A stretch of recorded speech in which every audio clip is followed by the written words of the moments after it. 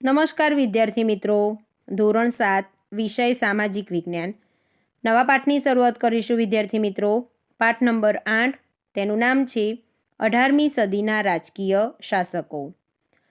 18મી સદીના જે રાજકીય શાસકો થઈ ગયા હતા તેનો અભ્યાસ આપણે આ પાઠની અંદર કરીશું. ભારતમાં 18મી સદી અનેક રાજકીય ઉથલપાથલવાળી હતી. 1707માં ઔરંગઝેબના મૃત્યુ પછી આપણા જે ભારત હતું એ નાના નાના રાજ્યની અંદર વહેંચાઈ ગયું હતું, જેનો આપણે અહીંયા અભ્યાસ કરીએ. જોઈએ આપણે સૌથી પહેલાં મુગલ વંશના અંતિમ શાસકો. ઔરંગઝેબના અવસાન પછી મુગલ ગાદી પર બહાદુર શાહ નામનો સુલતાન આવ્યો. તેને રાજપૂત અને મરાઠા રાજ્યો સાથે શાંતિભર્યા સંબંધો બનાવ્યા હતા. જો કે મરાઠાઓ વચ્ચે વારસા વિગ્રહ પણ તેને કરાવ્યો હતો. તેના સમયમાં ગુરુ ગોવિંદસિંહના મૃત્યુ બાદ શીખ સરદાર બંદા બહાદુરે મુગલ સામ્રાજ્ય સામે વિદ્રોહ કર્યો અને તેના સમયની અંદર જ ગુરુ ગોવિંદસિંહના મૃત્યુ પછી શીખ સરદાર બંદા બહાદુર હતા, તેમણે મુગલ સામ્રાજ્ય સામે વિદ્રોહ કર્યો.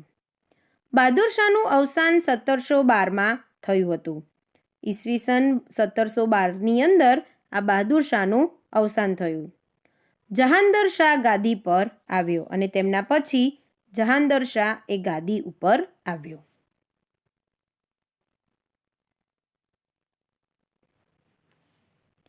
ઈસવીસન 1773માં જ તેને ઉથલાવીને ફર્રુખસિયર ગાદી ઉપર બેઠો અને આ જહાંદર શાહને ઈસવીસન 73માં તેને ઉથલાવી એટલે કે તેને હટાવી દીધો અને કોણ બેઠું હતું તો કે ફર્રુખસિયર બેઠો. આ સમયે સૈયદ બંધુઓ તરીકે ઓળખાતા બે ભાઈઓ સામ્રાજ્યમાં ઘણું વર્ચસ્વ ધરાવતા. તેમણે ફર્રુખસિયરને ગાદી પરથી ઉઠાડી મહમ્મદ શાહને બાદશાહ બનાવ્યો. હવે ફર્રુખસિયરને ગાદી પરથી ઉઠાડી કોણ બન્યું હતું બાદશાહ તો કે મહમ્મદ શાહ. તેને લાંબો સમય શાસન કર્યું. તેના સમયમાં ઈસવીસન 1739માં ઈરાનના નાદિર શાહનું ભારત પર આક્રમણ થયું અને તેના સમયની અંદર જ એટલે કે મહમ્મદ શાહના સમયની અંદર ઈસવીસન 1739માં ઈરાનના નાદિર શાહનું ભારત પર આક્રમણ થયું, જેને મુગલ સામ્રાજ્યને મોટો ફટકો માર્યો. ઈસવીસન 1759માં ગાદી પર આવેલ શાહ આલમ બીજાને અંગ્રેજોએ બક્સરના યુદ્ધમાં હરાવી કંપનીનો પેન્શનર તેને બનાવી દીધો. ઈસવીસન 1759ની અંદર ગાદી પર આવેલ શાહ આલમ બીજાને આ અંગ્રેજોએ શું કર્યું હતું તો કે બક્સરનું જે યુદ્ધ થયું હતું એ યુદ્ધમાં તેને હરાવી તેને કંપનીનો પેન્શનર તેને બનાવી દીધો. આગળ જોઈએ આપણે બંગાળ વિશે.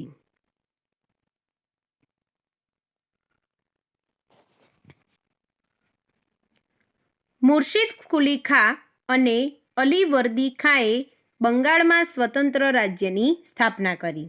મુર્શિદ કુલી ખાં અને અલી વર્દી ખાંએ બંગાળની અંદર એક સ્વતંત્ર રાજ્ય તેમને સ્થાપ્યું. ઈસવીસન 1757માં સિરાજુદ દૌલા એ બંગાળનો નવાબ બન્યો. ઈસવીસન 1757ની અંદર બંગાળનો નવાબ કોણ બન્યું હતું તો કે Siraj ud Daula. East India company અને બંગાળના નવાબ વચ્ચે ઈસવીસન 1757માં પ્લાસીનું યુદ્ધ થયું. આજે સિરાજુદ દૌલા હતા અને ઈસ્ટ ઇન્ડિયા કંપની હતી, આ બંને વચ્ચે ઈસવીસન 1757ની અંદર પ્લાસીનું યુદ્ધ થયું. આ યુદ્ધની જીતથી બંગાળમાં કઈ કંપનીનું શાસન સ્થપાયું તો કે ઈસ્ટ ઇન્ડિયા કંપનીનું શાસન સ્થપાયું અને નવાબના શાસનનો અંત આવ્યો. રાજપૂત શાસન વિશે જોઈએ આપણે. મુગલ સામ્રાજ્યના પતન બાદ રાજસ્થાનમાં જયપુર એ સૌથી શક્તિશાળી રાજ્ય હતું. રાજા સવાઈ જયસિંહ એ કુશાગ્ર રાજનેતા, સુધારક, કાયદાવિદ અને વિજ્ઞાન પ્રેમી હતા. રાજા સવાઈ જયસિંહ હતા એ કુશાગ્ર રાજનેતા હતા, સુધારક હતા અને કાયદાવિદ હતા અને વિજ્ઞાન પ્રેમી પણ હતા. તેમણે જયપુર શહેરની સ્થાપના કરી. તેઓ મહાન ખગોળશાસ્ત્રી પણ હતા. તેમણે દિલ્હી, જયપુર, ઉજ્જૈન અને મથુરામાં આધુનિક વૈદ્યશાળાઓની સ્થાપના પણ કરી હતી. અન્ય રાજપૂત રાજ્યોમાં જોધપુર, બિકાનેર, કોટા, મેવાડ, બુંદી અને સિરોહી અગત્યના હતા. આ હતું રાજપૂત શાસન. આગળ જોઈએ આપણે શીખ સામ્રાજ્ય. ગુરુ નાનકે 15મી સદીમાં શીખ ધર્મની સ્થાપના કરી હતી. ગુરુ નાનકે 15મી સદીની અંદર આ શીખ ધર્મની સ્થાપના કરી. શીખ ધર્મ એ ગુરુ પરંપરા સાથે સંકળાયેલો છે. ગુરુ સાથે તે જોડાયેલો છે, જેની અંદર 10 ગુરુઓ થયા. 10મા ગુરુ ગોવિંદસિંહે શીખોને એકતાના તાંતણે બાંધી શીખ રાજ્યની સ્થાપના કરી. એમના 10મા ગુરુ હતા ગોવિંદસિંહ. તેમને જે આ શીખ લોકો હતા તેમને એકતાના તાંતણે બાંધી દરેક લોકોને સમજાવ્યું હતું, એકતા વિશે તેમને સમજાવ્યું અને શીખ રાજ્યની સ્થાપના કરી. ગુરુ ગોવિંદસિંહ પછી બંદા બહાદુરે મુગલ સામ્રાજ્ય વિરુદ્ધ ભયંકર વિદ્રોહ કર્યો. આ ગુરુ ગોવિંદસિંહ પછી બંદા બહાદુરે મુગલ સામ્રાજ્ય વિરુદ્ધ તેમને ભયંકર વિદ્રોહ કર્યો. શીખો 12 સમૂહમાં વિભાજિત થયા. 12 સમૂહની અંદર આ શીખો વિભાજિત થઈ ગયા, જેમાંનો એક સમૂહ એ સુકરચકિયાના શક્તિશાળી નેતા રણજીતસિંહે શીખ સામ્રાજ્યનો વિકાસ કર્યો. જેમાંનો એક સમૂહ હતો એ સુકરચકિયાના જે શક્તિશાળી નેતા હતા રણજીતસિંહ, એને શીખ સામ્રાજ્યનો વિકાસ કર્યો. તેમને લાહોર અને અમૃતસર પર તેમની એ જગ્યા ઉપર પણ તેમને વિજય મેળવ્યો. તેમણે કાશ્મીર, પેશાવર અને મુલતાનનો વિજય કરી શીખ સામ્રાજ્યનો વિસ્તાર તેમને ઊભો કર્યો. મોટો વિશાળ વિસ્તાર તેમને ઊભો કર્યો હતો. તેમના લશ્કરમાં યુરોપિયન સેનાપતિઓ અને સૈનિકો હતા. હવે એમના લશ્કરની અંદર જે યુરોપની જાતિના જે લોકો હતા તે એટલે કે સેનાપતિઓ અને સૈનિકો હતા. તેઓએ તેમના સૈન્યને યુરોપના સૈન્યની જેમ અતિ આધુનિક બનાવ્યું હતું. તેઓએ એમનું જે સૈન્ય હતું એ યુરોપનું જે સૈન્ય હતું એવું જ તેમને બનાવ્યું હતું. લાહોરમાં તેમણે તોપ બનાવવાનું કારખાનું સ્થાપ્યું હતું. લાહોરની અંદર તેમણે તોપ બનાવવાનું કારખાનું સ્થાપ્યું. તેઓ ધાર્મિક રીતે ઉદાર હતા.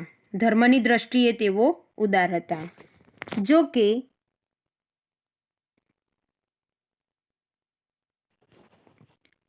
તેમના મૃત્યુ બાદ અંગ્રેજોએ ઈસવીસન 1849માં શીખ સામ્રાજ્યને બ્રિટિશ સામ્રાજ્યમાં ભેળવી દીધું. તેમના મૃત્યુ પછી એટલે કે આ શીખો પછી અંગ્રેજોએ શું કર્યું હતું, એમનું જે સામ્રાજ્ય હતું એ 1849ની અંદર આ શીખ સામ્રાજ્યને બ્રિટિશ સામ્રાજ્યની અંદર ભેળવી દીધું. આગળ જોઈએ મરાઠા સામ્રાજ્ય.